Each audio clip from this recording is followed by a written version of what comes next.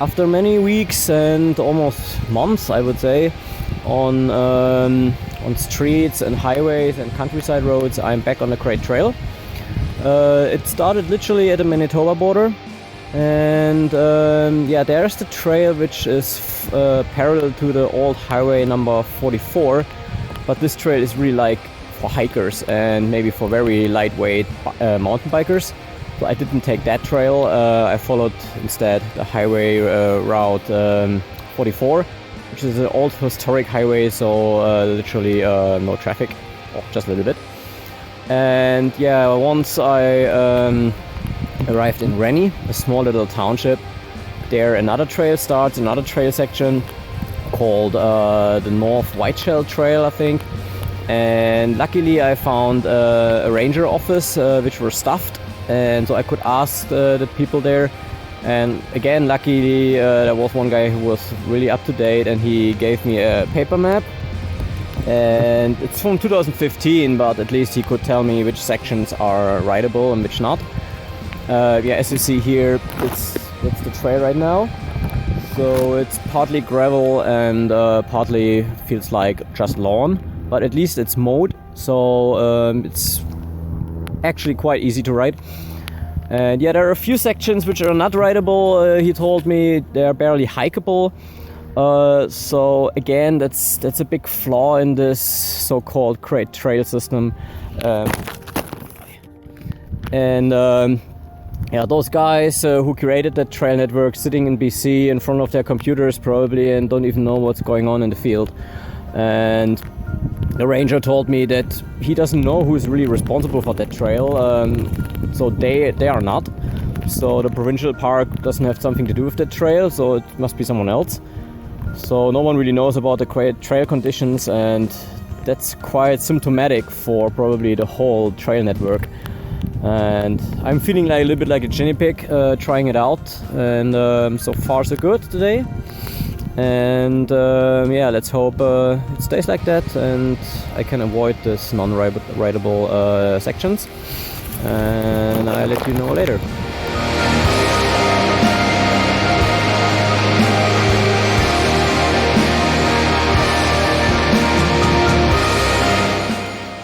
So, it has been quite a while now on the trail.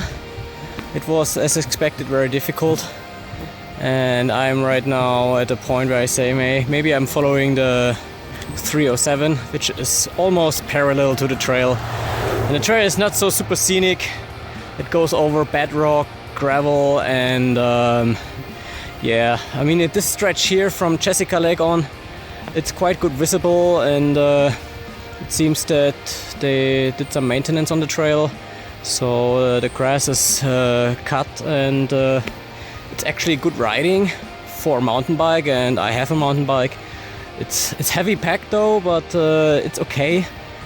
But the horseflies are horrible, and I don't see much sense following the trail now, especially the road is almost parallel, and there will be no improvement in the trail, I think.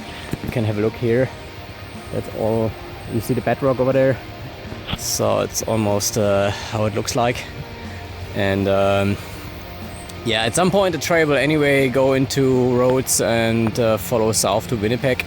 So that's, yeah, doesn't matter if I'm following the trail now or not.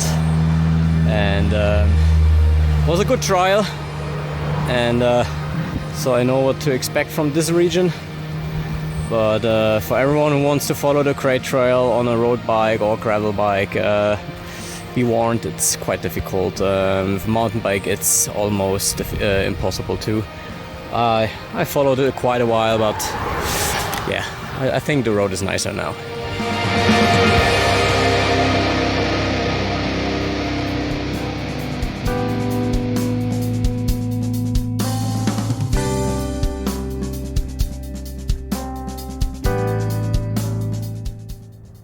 I am now in Seven Sisters Falls, which is a very small, tiny community. And sun comes out finally, ready for the sunset, and shines through the leaves. I can show you, it's pretty nice. And as I said, in the previous video, I decided to go on the provincial road instead of the path, and the path was literally parallel most of the time. Sometimes it just disappeared into the forest and ran the other way around a lake or something, but most of the time I could see what condition it is. It's mostly like a little bit gravel and mostly then fresh cut grass, so it was not really like tempting to take the trail when you have a paved road beside, right? It was the same scenery going around the lake, so it was fine. Yeah, so now I found out something else. The Great Trail goes through Manitoba's hydroelectric dams, and as of April something, they decided, because of social distancing, they are closing the walkways and the overpasses. So I am again restricted from a completely different side I didn't really think of, you know. So now I can't really go on the trails, which are sometimes on this side and sometimes on the other side of the river and the dam system here, because yeah, I can't cross them. So now I have to stay on the west side of all those rivers and have to continue on the roads, which is not too bad because I think the trail system will be similar to what I experienced already, so whatever. I gave it a try and decided it's not worth it. But anyway, I continue a little bit north to see the rest of this landscape here in Manitoba, and then I go to Winnipeg.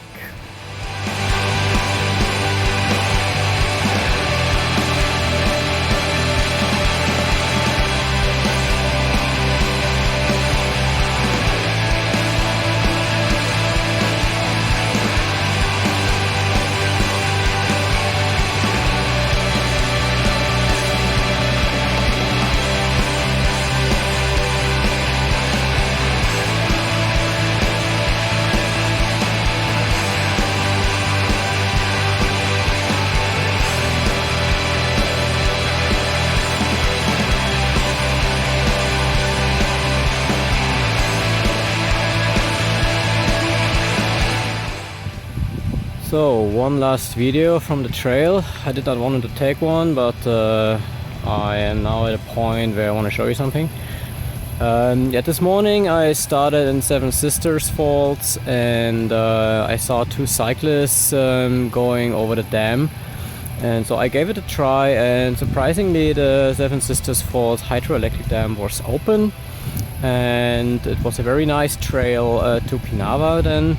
It followed the dike around the lake, and then the trail narrowed down into a single line trail, but still very good condition, and all around Pinava's waterfront.